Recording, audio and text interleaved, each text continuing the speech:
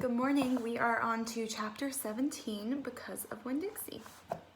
Well, Litmus came home from the war, said Miss Franny as she went on with her story, and found himself alone. He sat down on what used to be the front step of his house, and he cried and cried. He cried just like a baby.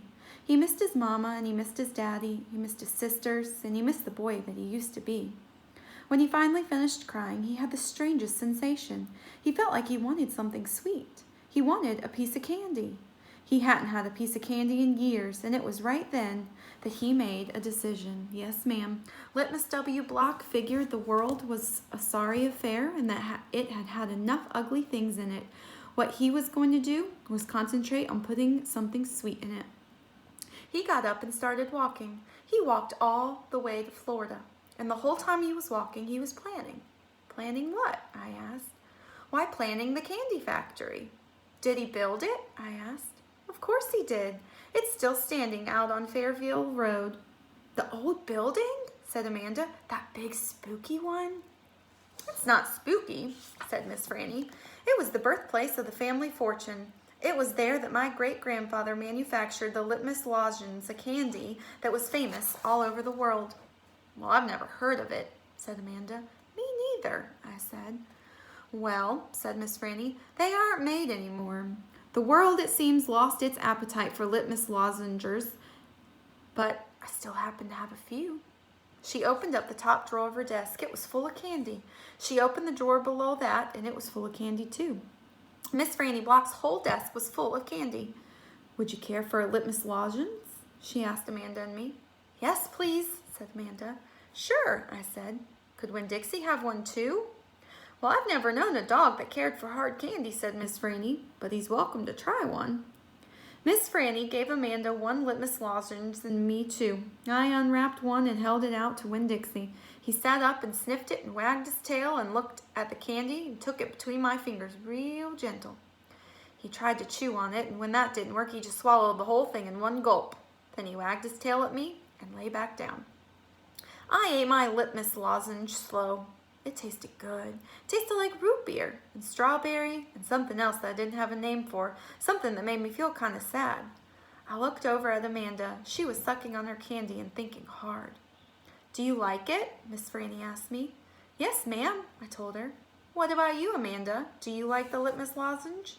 Well, yes, ma'am, she said, but it makes me think of things I feel sad about. I wondered what in the world Amanda Wilkins had to feel sad about. She wasn't new in town. She had a mama and a daddy. I had seen her with her at church. There's a secret ingredient in there, Miss Franny said. I knew it, I told her. I can taste it. What is it? Sorrow, Miss Franny said. Not everybody can taste it. Children especially seem to have a hard time knowing it's there. Well, I can taste it, I said. Me too, said Amanda. Well then, Miss Franny said, you've probably both got your share of sadness. I had to move away from Watley and leave all my friends, I said. That's the one sadness I've had. And Dunlap and Stevie Dewberry are always picking on me. That's another sadness. And the biggest one, my biggest sadness, is that my mama left me when I was so small. I can hardly remember her. I keep hoping I'll meet her and tell her some of these stories. It makes me miss Carson, said Amanda. She sounded like she was going to cry. I have to go. She got up and almost ran out of the Herman W. Block Memorial Library. Who's Carson? I asked Miss Franny. She shook her head. Sorrow, she said. It's a sorrow-filled world. But how do you put that in a piece of candy? I asked her. How do you get that taste in there? Well, that's the secret, she said. That's why Litmus made a fortune. He manufactured a piece of candy that tasted sweet and sad at the same time. Can I have a piece to take to my friend Gloria Dump? And another one to take to Otis down at Gertrude's Pets? And one for the preacher? And one for Sweetie Pie, too? You may have as many as you want, said Miss Franny. So I stuffed my pockets full of Litmus lozenge, and then I thanked Miss Franny for her story, and I checked out Gone with the Wind, which is a very big book. And I told Winn-Dixie to get up, and the two of us left to go over to Gloria Dump's. I rode right past the Dewberry's house. Dunlap and Stevie were playing football in the yard, and I was just getting ready to stick my tongue out at them, but then I thought about what Miss Franny said about war being so bad, and I thought about what Gloria Dump had said about not judging them too hard. and so I just waved instead.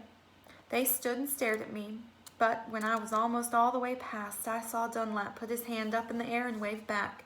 "Hey," he hollered. "Hey, Opal." I waved harder, and I thought about Amanda Wilkinson and how it was neat that she liked a good story the same as I did. And I wondered again, who was Carson?